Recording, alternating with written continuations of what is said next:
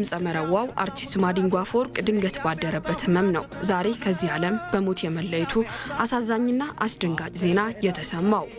በጎንደር ደብረ ታቦር ተወልዶ ያደገው ድምጸ መረዋው ማዲንጎ አፈወርቅ ወላጆቹ የቤተ ክህነት ሰዎች ናቸው።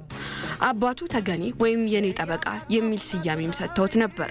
አባቱ ወታደር ቤት ነበሩና በወታደር ቤት ያደገው ማዲንጎ በልጅነቱ ፈጣንና ደፋር ነበር።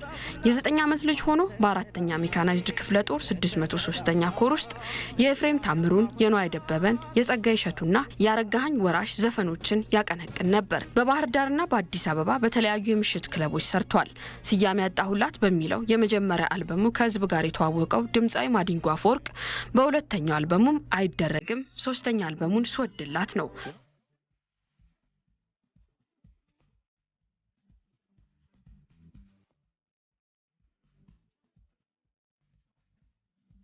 በአዲሱ ስራውም ስለ ሀገር፣ ስለ ፍቅር፣ ስለ ታማኝነት፣ ስለ ጎንደርና ስለ ወሎና ምንጃር ብዙ አቀንቅኗል።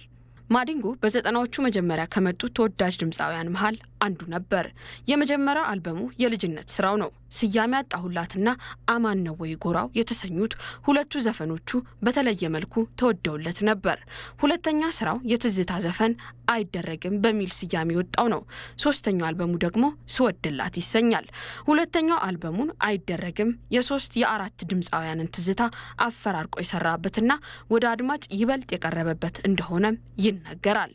በመሃል ግን በአድማጭ ዘንድ ሌሎች ነጠላ ዜማዎችን ሰርቷል። የበላይ ዘለቀ፣ አንበሳው አገሳ በተለያዩ የዓለም ሀገራት የተለያዩ የሙዚቃ ኮንሰርቶችን አቅርቧል። በህዝብ ዘንድ ተወዳጅነትን እንዲያተርፍለት የለፋበትን የመጨረሻው አልበሙን ለመስራት ከ8 ዓመት በላይ ፈጅቶበታል። ድምጸ መረዋው ማዲንጎ አፈወርቅ ሁለት እህቶችና አንድ ወንድም ሲኖሩት እህቱ አርቲስት ትግስት አፈወርቅ እንደ ወንድሟ በጥሩ ዜማዎቿ ትታወቃለች። አንድ ወንድሙም አሁን ላይ የሙዚቃውን ዘርፍ ከተቀላቀሉት ዘፋኞች ውስጥ አንዱ ነው። አርቲስት ማዲንጎ ከእህቱ አርቲስት ትግስት አፈወርቅ ጋር ወደፊት አስተዳደጋቸውንና ባህላቸውን የሚያሳይ ዘፈን የመስራት ሀሳብ እንዳለውም ተናግሮ ነበር። አፋር፣ ማን እንደኔ ንገርኛ፣ አባይ ወይስ ቬጋስ፣ አንበሳው አገሳ የሚሉት ዘፈኖችንም ዜማ ሰርቷል። በተለያዩ ማህበራዊና አገራዊ ጉዳዮች ንቁ ተሳታፊ የሆነው ድምጻዊ ማዲንጎ የኤችአይቪ ኤድስ ዘመቻ፣ የህዳሴ ግድብና የትራፊክ ህብረ ዝማሬዎች ላይ ተሳትፏል። ከልጅነቱ ጀምሮ በወታደር ቤት በኢትዮጵያዊነት ፍቅርና ወኔ ያደገው አርቲስት ማዲንጎ አፈወርቅ በኢትዮጵያ ሉዓላዊነትና ክብር፣ ብሔራዊ ጥቅም የማይደራደር አርቲስት ነበር። ሀገር በተደፈረችበት ወቅት በተለያዩ ግንባሮች በመሄድ መከላከያ ሰራዊቱን ሲደግፍ ቆይቷል።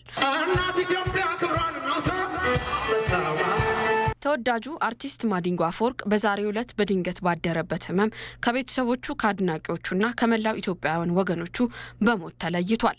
ህልፈቱን ተከትሎም የኢፌዴሪ ጠቅላይ ሚኒስትር አብይ አህመድ በአርቲስቱ ህልፈት የተሰማቸውን ጥልቅ ሐዘን ገልጸዋል።